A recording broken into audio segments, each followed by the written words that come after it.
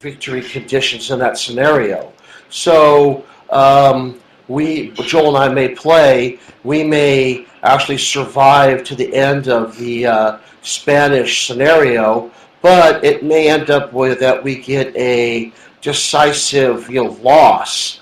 Well, if I'm the top victory point getter, I am the top loser. In other words, so you still have to win the scenario to be able to even win together. Exactly. So it behooves the player that's in the lead not to pull too far in the lead, otherwise the other player has a tendency to scuttle the game. All right. Well, went ahead here. For those of you just joining on the video, we were just talking off video about the two-player option, which we'll discuss in a few moments. But we pulled the next operations card, or the next card. It was an operations card, and we could preempt again. That's a very tempting proposition, actually. I'm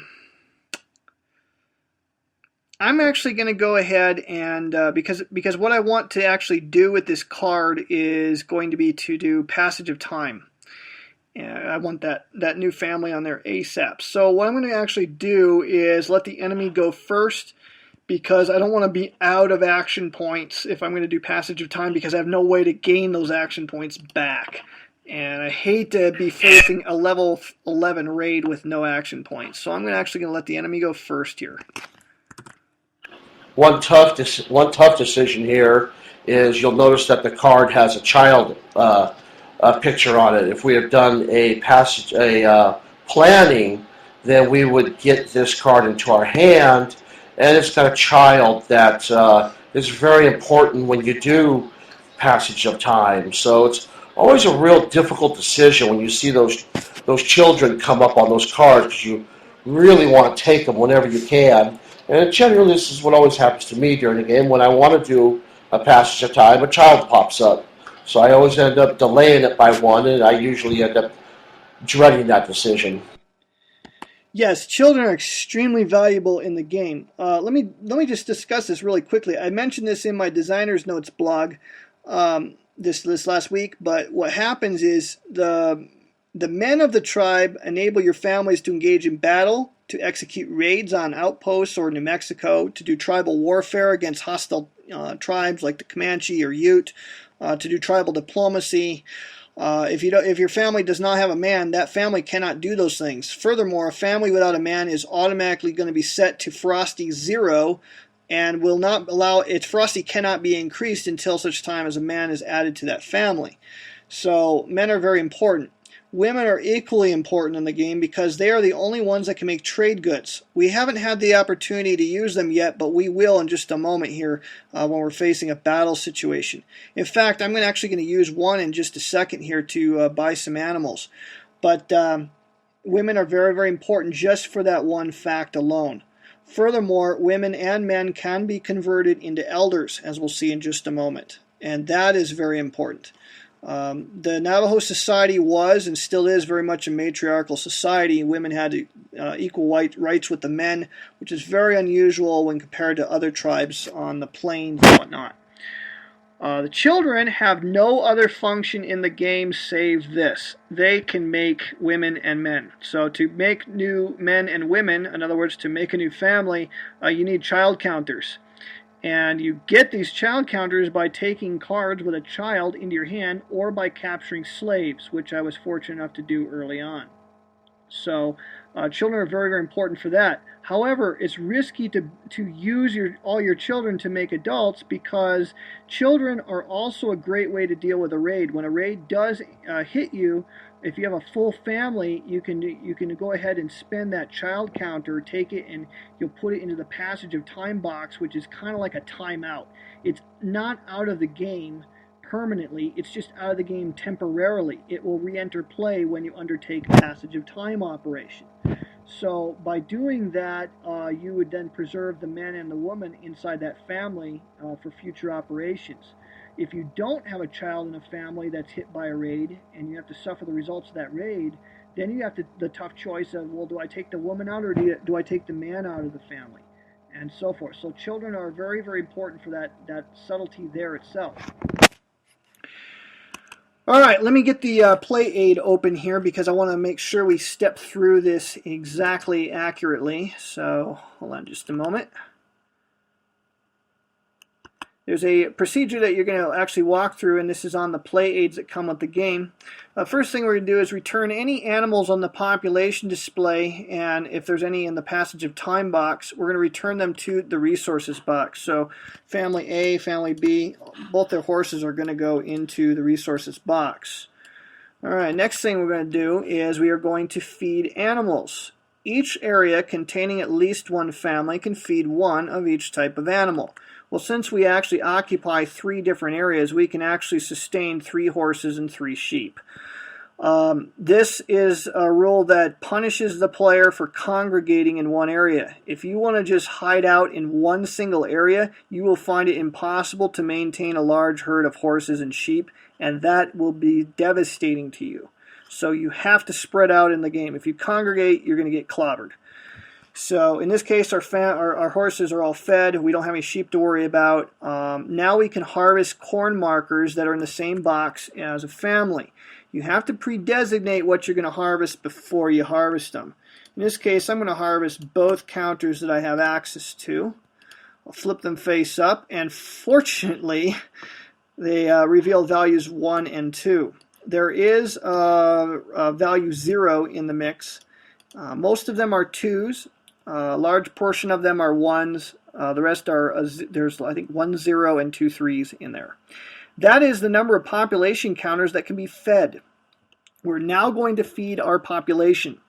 Each area occupied by at least one family will feed 3 people minus the number of drought counters in that area, minus also the number of ranchos in that area. So if there's a rancho in that area, that's going to be another -1. Obviously, in the Spanish period, there are no ranchos, so we're not going to worry about that. Family C is in Hopi land, and there's no drought there, so that's 3. And Shiprock has no drought, that's 3 more. And San Juan Valley has no drought, that's 3 more. So that's a total of 9 population counters that can be fed. And basically, you take this as an aggregate sum. You don't break it up into Hopi land only being able to feed the people that are in that area. It's a way to simplify things, and also it represents the trade that went on in between different family groups. So we just take an aggregate total of the land value, in this case a total of 9 for the 3 areas, plus the corn that we harvested, so that's going to give us 12, and we count our family counters on the population and elder displays. You do not count anybody in passage of time. In this case, we have exactly 12 counters, so everybody's fed. And that makes us all happy. If there's anybody that's not fed, then you have to eliminate that counter and put it into the out-of-play box. Next thing we're going to do is we're going to breed our animals, but hang on, hold your horses, literally. What I'm going to do here is I'm going to execute a something you can do with your trade goods. You can spend them at any time. So I'm going to spend 2 trade goods right now. Ordinarily, it would cost me 3 trade goods, but since I have Sharp Traders level 1, it only costs me 2 trade goods to purchase an animal, and I'm going to purchase sheep. And the reason I did that right now is I didn't have to feed the sheep. So let's just say for a moment I had 3 sheep already in here. If I had a 4th, it would have died because I couldn't have fed it. But in this case, what I could have done is if I had 3 sheep, I wait till after I fed them, then I use my trade goods and I buy that 4th one. Now we come to the breed animals step, and if I have at least 1 animal type in the resources box, I add a matching animal. So because I have 1 sheep, I'm going to add a matching one, and because I have at least 1 horse, I'm going to add another horse to the resources box. So we went from 2 horses to 3 horses and 2 sheep in one passage of time operation. So that was very profitable for us. Next comes the adjust population.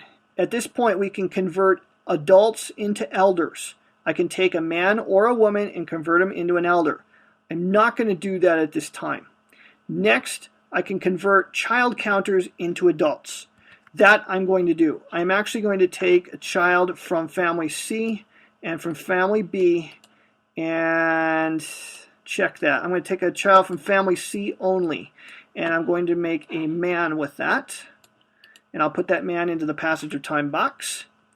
Next, if my culture is greater than 0, which it is, I can create new families. Actually, I skipped a step here. I can discard cards from my hand to create new elders and or population counters that match that card. So in this case, I had a card with a woman on it. I can go ahead and discard that, and I'll put a woman into the Passage of Time box.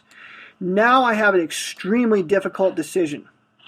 I have 3 elders on the elder display. The rightmost one, there's a 50-50 chance he's going to die. There is a 30% chance that the 2 on the left will die. I can create a new elder that would be immune from death this turn with this card, but this card has a 6 on it, and I might need to roll a 6 here pretty soon. So I'm actually just going to hold on to this guy for now. I don't want to use that. I hate using a card with a 6 die roll on it just to create a new population symbol. All right, now if my culture is above 0, I can create new families. To do so, I put population counters into the new family, and then I put the family box on the map in any Canyon de Chelly raid box that I choose, and I can place it on any ferocity level I want. But if I place it on a ferocity level above 0, I have to pay culture points for it. So I'm just going to set them at 0. I'd also have to pay a culture penalty if I create a new family that is missing 1 or more population counters. So if I create a family that didn't have a child in it, I would have to pay 1 culture point. If I create a family with just a man, see, I could have actually created 2 families here. I could have done this. I could have created family D like so with 2 population and family E with 1, but I would have paid 3 culture points to do that. And I don't really feel that that's worthwhile. Plus, both of those families would be very vulnerable to raids. So I want to keep them as one big unit here and put them into Canyon de Chelly area. So now I have 1 new family that I can operate with. Next thing we're going to do is, if I still had any population counters in the Passage of Time box, what I could have done is I could have put them into the box of a family that's been depleted. Okay, so if there's a family on the map that's missing population counters, I can go ahead and put them in there. I don't have to. I can keep population counters in the Passage of Time box.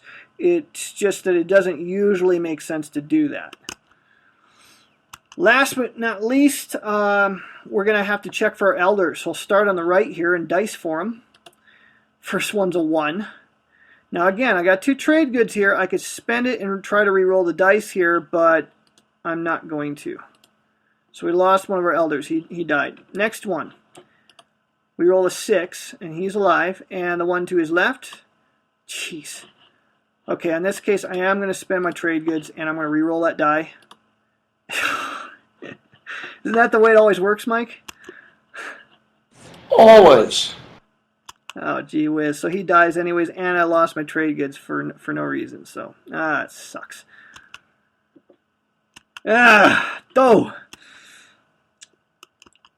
Alrighty, so that's going to be it. Any of the corn that we harvested now goes back into the corn pool. It's all shuffled up, mixed up face down. And that ends the Passage of Time operation. So looking at the sequence of play, we now come to the major event, which is Bad Harvest. Remove all corn markers from all resources box.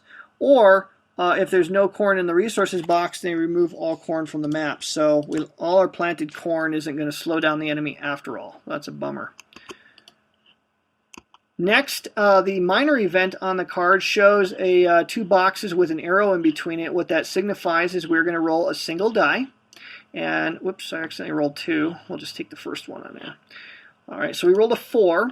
And we look at the enemy instruction display, and we look at the die roll face for 4, and what it means is both counters on the standby and active columns swap places.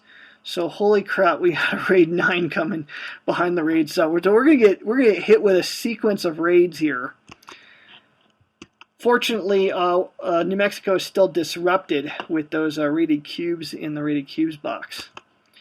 And then discard phase, the card is discarded, and that's it. Any questions about Passage of Time and how that works?